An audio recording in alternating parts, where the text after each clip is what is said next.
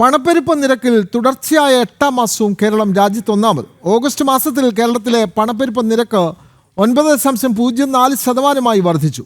Retail പണപ്പെരുപ്പും ദേശീയ തലത്തിൽ 2.07% എന്ന കുറഞ്ഞ നിലവാരത്തിൽ നിൽക്കുമ്പോഴാണ് കേരളത്തിലെ പണപ്പെരുപ്പ നിരക്ക് ഉയർന്നുകൊണ്ടിരിക്കുന്നത്. പച്ചക്കറി അടക്കം നിത്യോപയോഗ സാധനങ്ങളുടെ വിലവർദ്ധനവാണ് ഇതുമൂലം ഉണ്ടായിട്ടുള്ളത്. നിത്യോപയോഗ സാധനങ്ങളുടെ വില നിലവാരം വർഷക്കണക്കിൽ ഏറ്റവും ഉയർന്ന സംസ്ഥാനമായി തുടർച്ചയായി 8-ാം മാസവും തുടരുകയാണ് കേരളം. ഉപഭോക്തൃ വില സൂചിക അടിസ്ഥാനമാക്കിയുള്ള പണപ്പെരുപ്പ നിരക്ക് ഓഗസ്റ്റ് മാസത്തിൽ സംസ്ഥാനത്ത് 9.04%. സ്ഥിതിവിവരക്കണക്ക് മന്ത്രാലയത്തിന്റെ കണക്കുകൾ പ്രകാരം രാജ്യത്താകെയുള്ള റീറ്റെയിൽ പണപ്പെരുപ്പം 2.07% നിൽക്കുമ്പോഴാണ് കേരളത്തിലേത് തുടർച്ചയായി ഉയരുന്നത്. ജൂണിൽ 6.07%, ജൂലൈയിൽ 8.89%, സംസ്ഥാനത്തെ പണപ്പെരുപ്പ നിരക്ക്.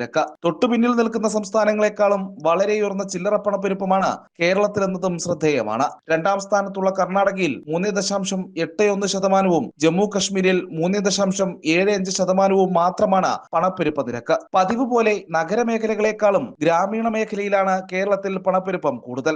ഓഗസ്റ്റിൽ സംസ്ഥാനത്തെ നഗരമേഖലയിലെ പണപ്പെരുപ്പം 7.19%, ഗ്രാമീണ മേഖലയിലത് 10.05%-ലേക്കും ഉയർന്നിരുന്നു. പച്ചക്കറി, മാംസം, മത്സ്യം, മുട്ട, ഭക്ഷ്യ തുടങ്ങിയവയുടെ വിലവർദ്ധനവാണ് പൊതുവിൽ പണപ്പെരുപ്പം വർദ്ധിക്കാനുള്ള പ്രധാന കാരണം. ഉപഭോഗ വസ്തുക്കളുടെ വില വർദ്ധിക്കുമ്പോഴും വിപണി ഇടപെടലിനും ആഭ്യന്തര ഉൽപാദന വർധനവിനും സംസ്ഥാന സർക്കാരിന് കഴിയുന്നില്ലെന്നതും പണപ്പെരുപ്പത്തിന് ആക്കം കൂട്ടുന്നു. ജനം, തിരുവനന്തപുരം.